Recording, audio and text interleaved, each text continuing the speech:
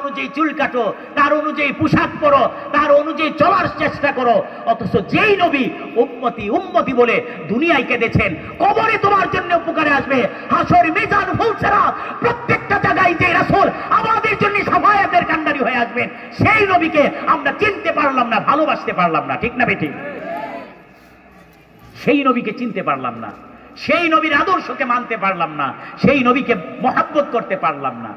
যদি মহব্বত সেই নবীকে করতে পারতাম, ভালো যদি সেই নবীকে ভালোবাসতে পারতাম, তাহলে আজকের পৃথিবীর চিত্র থাকতো উল্টো। ঠিক না বেঠিক? কিন্তু আজকে তাকায় দেখেন, গোটা পৃথিবীতে একই অবস্থা, গোটা পৃথিবীতে একই অবস্থা।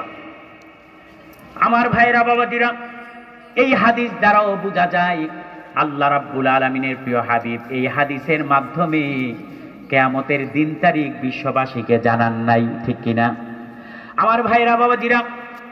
হাদিসটা ইবনে মাজাহ শরীফে এসেছে, বুখারী মুসলিমে কাছাকাছি মতনে হাদিসটা এসেছে।